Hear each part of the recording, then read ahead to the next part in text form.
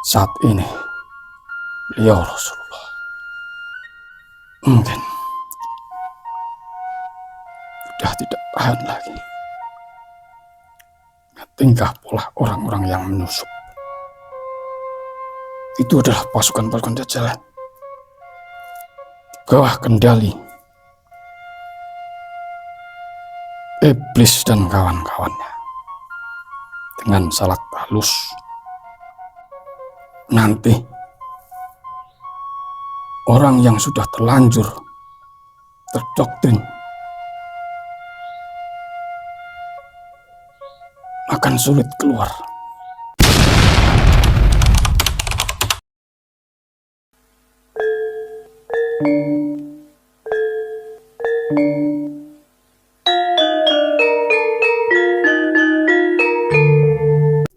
Bismillahirrahmanirrahim.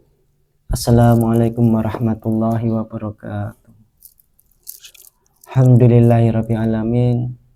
Bertemu lagi dengan kita, tim Padepokan Putra Bengawan.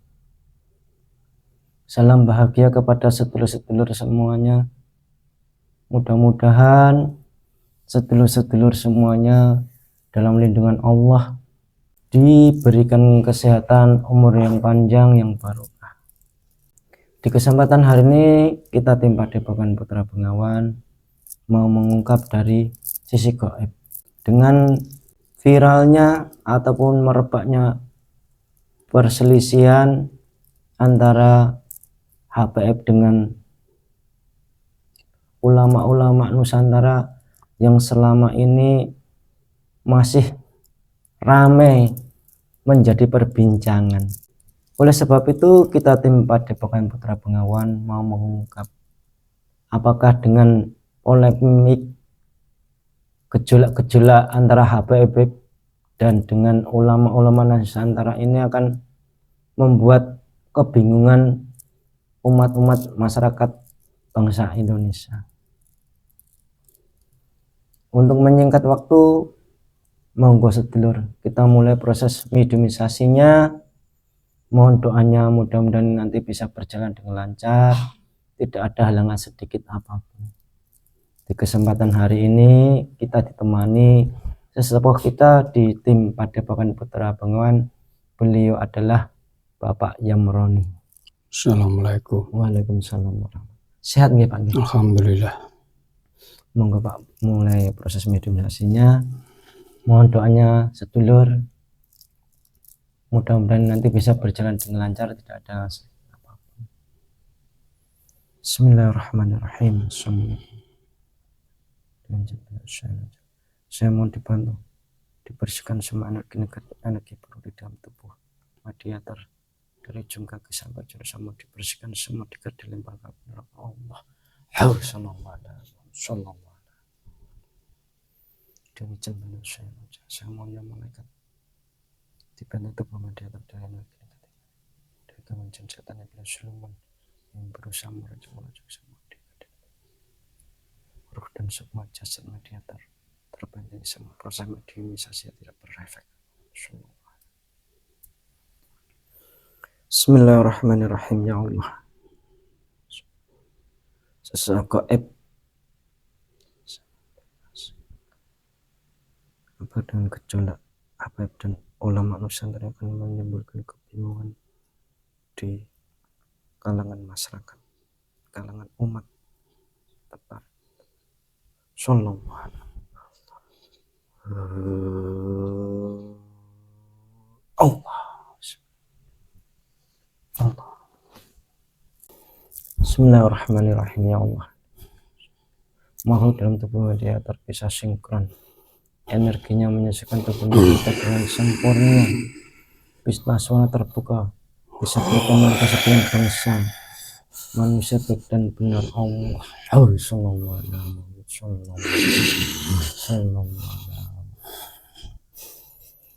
Siapa ini?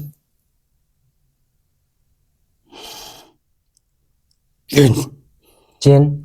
Ya, Dari mana panjenengan? di Nusantara ini. Kalau boleh tahu, panjenengan punya nama tidak? Tidak boleh. Tidak boleh. Iya. Panjenengan sudah muslim belum? Saya belum boleh dimuslimkan. Belum boleh Saya dimuslimkan. punya tugas khusus untuk memantau pergerakan pasukan-pasukan Dajjal yang terutama yang menyerang Nusantara. Sebelum kita lanjut, saya cek dulu ya Mbah kebenarannya ya. Iya, silahkan. Bismillahirrahmanirrahim. Ya Allah. Jika makhluk ini berbohong, mengaku jin yang punya tugas untuk memantau pergerakan Dajjal dan belum waktu dimuslimkan, dan jin beliau yang jika berbohong otomatis tangannya terpotong-potong. Allah.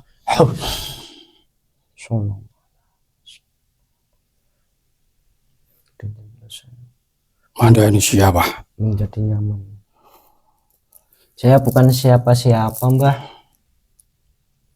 Bismillahirrahmanirrahim. Dan makhluk ini bisa mengetahui yang sebenarnya tanpa bertanya Allah.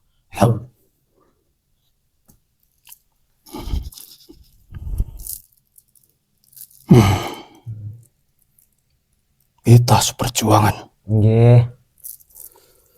Sebelum kita mulai saya suguhi hidangan ya Mbah ya, biar lebih santai untuk ngobrol-ngobrolnya. Bismillahirrahmanirrahim. Ya Allah, saya mohon ya Allah. Sallallahu Allah. Monggo Mbah, dinikmati hidangannya, santai saja Mbah. Saya juga tak rokokan ya Mbah ya.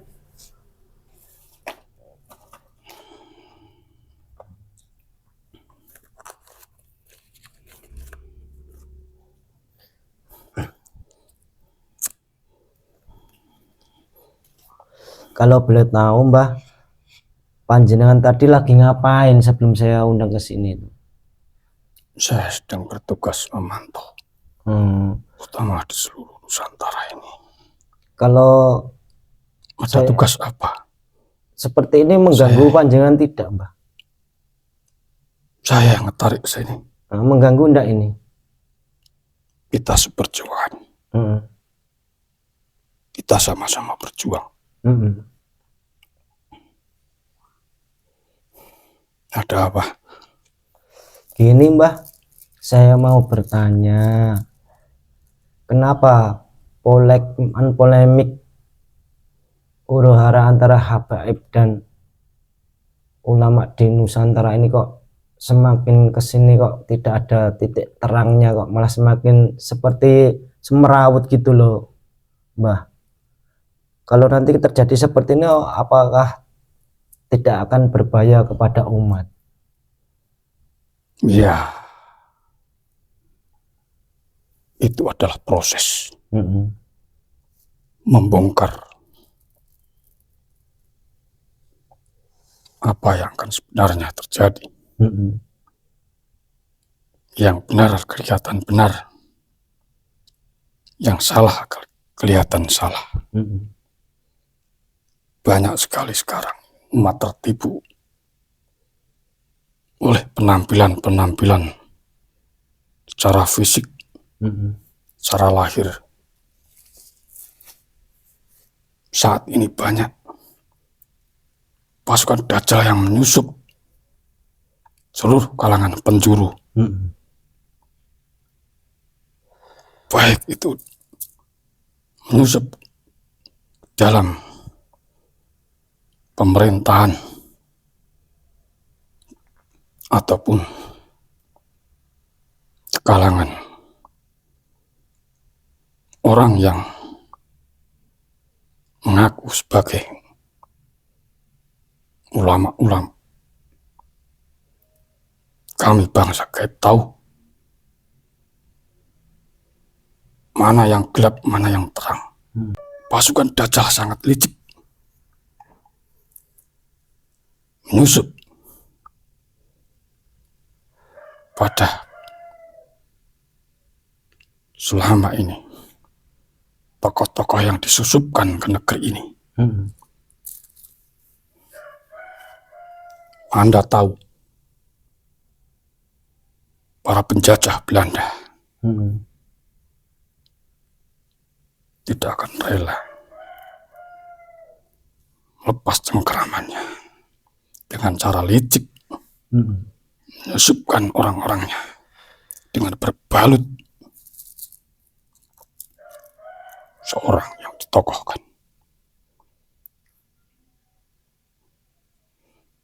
Orang-orang yang selalu mengaku-ngaku, merasa dirinya ras paling benar, merasa sukunya paling unggul di antara yang lain. Itu adalah orang-orang yang disusupkan. Ini akan semakin membesar perseteruan antara kedua. Mungkin ini adalah sudah kehendak proses ingin terkuaknya kebohongan-kebohongan yang selama ini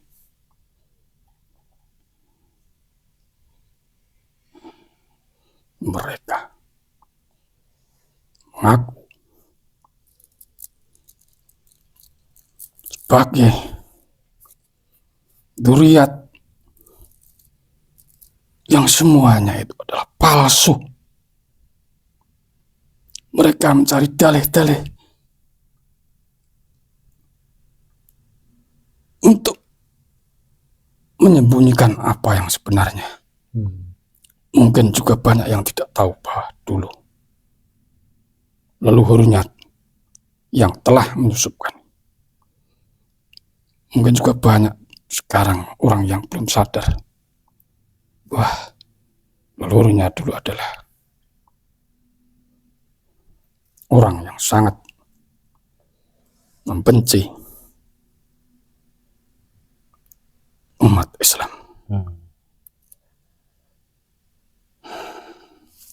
Sekarang sudah mulai terkuak, meskipun harus terjadi perselisihan, semua sebagai bentuk penyaringan siapa yang benar dan siapa yang salah. Beliau Rasulullah sendiri juga tidak rela terkotori oleh orang-orang yang mengaku-ngaku, yang mengatakan dirinya dzurriyyat yang paling sohih, mengaku dirinya keturunan yang paling suci, membatasi ras mereka tidak boleh menikah dengan orang yang selain dengan ras dengan dia. Padahal itu adalah pemahaman Zionis, tapi dibungkus dengan baju nasab. Saat ini sudah jelas bahwa teknologi bisa membuktikan dengan DNA darah mereka, tapi mereka berdalih bahwa fatwa dengan yang namanya uji DNA itu adalah haram. Tentunya dia tidak ingin keasliannya terbongkar yang selama ini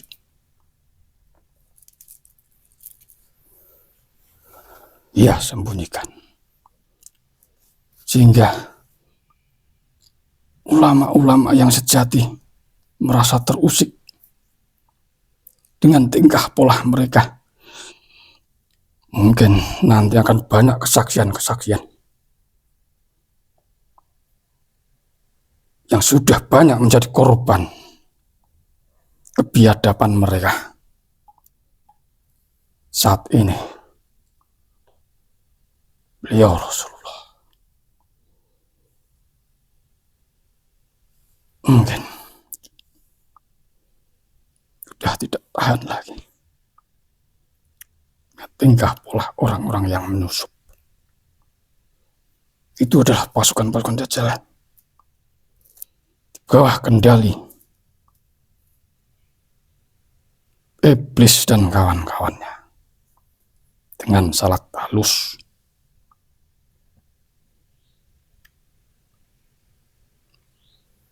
nanti orang yang sudah terlanjur terdoktrin akan sulit keluar. Tapi mudah-mudahan semua akan kembali ke jalan yang benar semua. Saat ini pasukan Dajjal sudah menyusup di negeri Nusantara ini.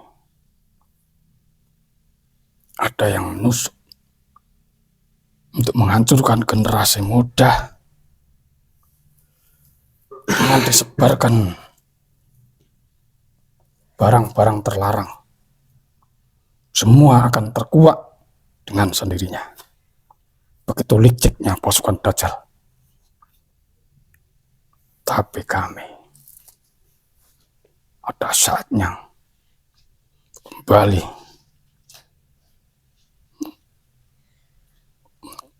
menyerang balik mereka dengan pasukan-pasukan kami. Juga para petugas-petugas yang lain. Semuanya akan bersatu untuk melindungi orang-orang yang tidak bersalah. Kalau mohon maaf Bah, kalau polemik ini nanti tidak ada titik temunya, ini akan sampai kapan seperti ini Mbah? Ini adalah proses alam, Gus. Tidak bisa tidak harus seperti ini. Para pasukan Dajjal juga ingin mengambil haknya di antara manusia-manusia yang mereka bisa kuasai. Kami pun juga ada prosedur tersendiri, karena memang jika itu sudah haknya. Tapi jangan coba-coba jika mengorbankan orang-orang yang tidak bersalah. Kami juga akan bertindak, karena mereka sudah melanggar prosedur. Kalau seperti ini terus kan yo kasihan dengan umat Mbah. Ibaratnya kan yang menjadi panutan kok bersih terus, tidak ada kedamaian. Nanti umat itu kan ya jadi kebingungan kalau seperti ini. Ya, nanti kembalikan pada jiwa masing-masing. Makanya ini adalah proses akhir zaman. Terjadi penyaringan. Semua akan memilah dan memilih hingga menjadi dua kubu. Tapi itu tadi, jangan terlena pada penampilan dohir, penampilan fisik. Seperti itu. Kan kalau dipahami ya Mbah, dulu itu sebelum seperti ini kan yo damai-damai saja, tidak ada gejolak. Semakin kesini kan kok malah semakin tidak karu-karuan. Padahal beliau-beliau itu kan yo secara ilmu juga mumpuni, secara adab juga mumpuni. Kenapa kok tidak ada titik temunya gitu loh Mbah? Semakin membesar. Hanya saja di negeri ini pasukan Dajjal menyerang lewat manusia-manusia yang ada di sini, menyusup, mengadu domba. Karena pasukan Dajjal tidak akan mampu jika melawan secara fisik, tapi dengan cara menyusup menghancurkan dari dalam negeri ini. Bahkan kalau tidak hati-hati, pasukan Dajjal juga banyak yang menyusup pada kubu yang berseberangan. Sehingga kalau tidak hati-hati, umat arus bawah yang menjadi korban. Terjadi gesekan di sana sini. Makanya ini harus berjuang berhati-hati untuk bisa sebisa mungkin menghindari benturan di umat arus bawah. Itu kalau saran-saran dari Simbah sebagai umat yang di bawah ini agar biar menjadi nyaman untuk ibadah, ya juga enak, itu saran-sarannya gimana, Mbah? Jangan terlalu fanatik buta terhadap tokoh yang ditokohkan. Perbaiki diri, dimulai dari kita masing-masing. Jangan terprovokasi. Meskipun prosesnya semua berjalan, tapi kita harus bisa menjaga diri. Jangan sampai kita berperang sama bangsa sendiri. Ya kan kalau ditengok dari sejarah itu kan yo semua itu saling berkaitan, Mbah.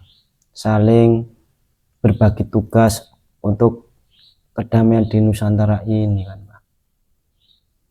Iya, itu tadi, Gus. Pasukan Dajjal menyusup lewat pikiran manusia, lewat hati, untuk saling memprovokasi. Tapi ya itu sudah proses. Berarti kalau kita itu bisa memahami ini sebenarnya kan campur tangan dari Dajjal yang menyusup kepada Habib dan para ulama di Nusantara ini, toh, Mbah. Pasukan Dajjal menyusup ke dalam dua kubu.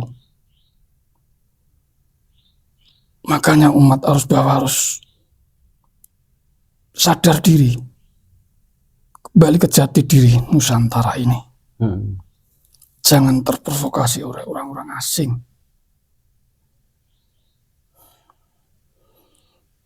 Makanya harus tokoh-tokoh harus bertemu. Jika memang ranahnya ranah ilmiah,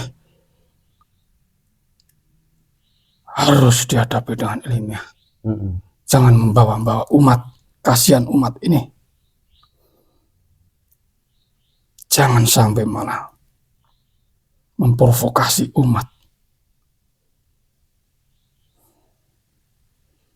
Tapi alhamdulillah juga banyak yang tersadarkan untuk tidak terprovokasi. Iya, Mbah. Karena kan semua itu kan demi terwujudnya perdamaian yang sesuai dengan ajaran Islam yang sebenarnya, toh, Mbah. Semua kan kalau ditengok dari sejarah bahwa Islam itu kan rahmatan alamin, toh, Mbah. Iya. Tapi ya itu tadi, banyak yang menunggangi agama ini untuk kepentingan pribadi dan golongannya. Harusnya orang itu bisa belajar pola-pola mereka yang ia kerjakan. Pola-pola merubah sejarah perjuangan bangsa ini. Mereka klaim sendiri tidak tahu sejati yang sebenarnya. Bahaya ini. Kan kalau dibiarkan seperti ini terus menerus, Mbah, sedangkan para habaib, para ulama itu kan bertugas mendidik umat-umat di bawah. Nanti kalau yang bertugas mendidik malah urusan-urusan masalah itu, nanti bagaimana dengan urusan umat-umat di bawah itu, Mbah? Bukannya malah tambah nggak Sebetulnya karu-karuan. mudah sekali cirinya. Hmm. Ulama yang sebenarnya tidak mengunggulkan dirinya sendiri, merasa diri paling benar, cenderung menyalahkan orang yang lain. Mudah sebetulnya jika ada pepatah, buah itu tidak jatuh tidak jauh dari pohonnya. Jika mereka mengaku dzurriyyat yang suci, tapi kalau tidak mencerminkan akhlak dari Rasulullah, itu cara mudahnya saja kita mendeteksi. Sifat merasa tak pernah habis, bahkan berkuar-kuar, bahwa di dalam darah saya mengalir darah Rasulullah. Apa seperti itu? Contoh mudahnya seperti itu. Jika sesuatu didasarkan pada pengakuan, itu yang perlu dipertanyakan. Apalagi diiringi dengan sifat-sifat yang terpuji. Kan sebenarnya seperti itu kan ya, tidak semua habaib itu ya juga seperti itu, Mbah. Itu hanya sebagian saja, tidak semua. Ya mungkin bisa dibilang oknum, tapi oknumnya juga sudah terlalu banyak. Sebetulnya ada juga habib yang sadar diri, menyadari, ikut tes DNA. Ketika tahu ternyata darahnya tidak sinkron dengan dzurriyyah Nabi yang asli, ada yang sadar diri, banyak juga. Mereka tidak mau lagi disebut habib. Mungkin ini tidak terekspos, sebetulnya sebagai ukuran itu bukan darah, bukan keturunan, bukan nasab, tapi ketakwaan kita kepada Tuhan. Iya, yang sebenar-benarnya apa yang diajarkan Kanjeng Nabi kan, Mbah. Walaupun tidak mempunyai darah keturunan Kanjeng Nabi, tetapi kalau iman dan takwa kepada Allah yang sebenar-benarnya kan juga akan mendapatkan kedudukan di sisi Allah besok kalau sudah di akhirat. Beliau sendiri juga bersabda, meskipun anak saya sendiri yang melakukan pencurian, beliau rela memotong tangan anaknya. Seperti itu. Tapi mereka sudah terlanjur oleh doktrin-doktrin yang selama ini.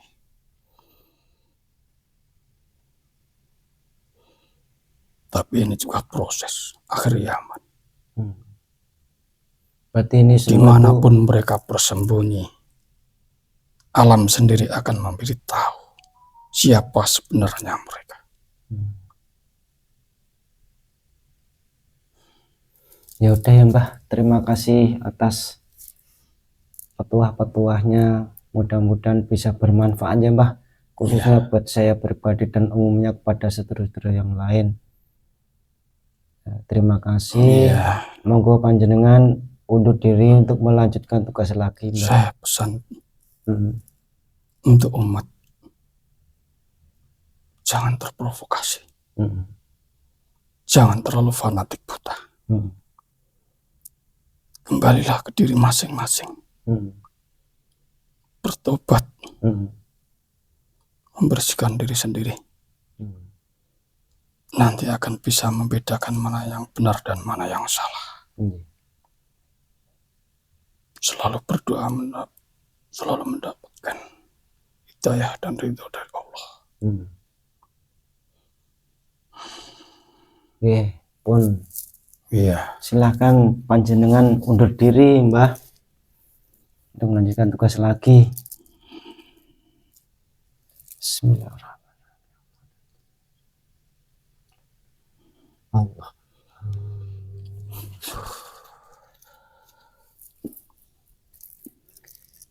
Sekian pemirsa, dialog kita dengan sesosok yang mengaku jin.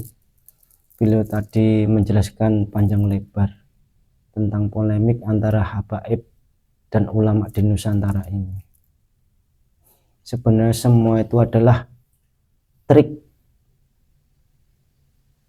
campur tangan pasukan-pasukan Dajjal yang mengadu domba para ulama dan para habaib, biar nanti akan menimbulkan kebingungan terhadap umat-umat dan akan terjadi gejolak yang lebih besar. Tadi beliau berpesan, kita sebagai umat itu jangan terlalu fanatik dan jangan terlalu sibuk ikut campur nimbrung-nimbrung permasalahan itu. Biarkanlah beliau-beliau itu menyelesaikan sendiri dengan sesuai apa yang dipahami beliau-beliau itu, karena beliau-beliau itu adalah guru-guru kita. Dari segi ilmu pengalaman itu melebihi kita yang lebih jauh pengalaman ilmunya. Sebaiknya kita sebagai umat itu berbenah diri, perbaiki diri, berbanyak tobat kepada Allah, minta petunjuk biar kita itu bisa selamat dan tidak ikut arus gejolak-gejolak para habaib dan para ulama. Saya tekankan sedulur, jangan 100% percaya apa yang dikatakan sesosok ini tadi. Karena kebenaran itu hanya milik Allah. Dan jin itu tidak bisa menjadi rujukan. Ambil saja dari sisi positifnya, mudah-mudahan bisa menambah wawasan, pengetahuan, dan lebih-lebihnya semakin iman dan takwa kepada Allah. Kami tim Padepokan Bengawan mohon undur diri. Jika banyak kekurangan kesalahan, mohon maaf yang sebesar-besarnya. Billahi taufiq wal hidayah. Akhirul salam. Assalamualaikum warahmatullahi wabarakatuh. Waalaikumsalam.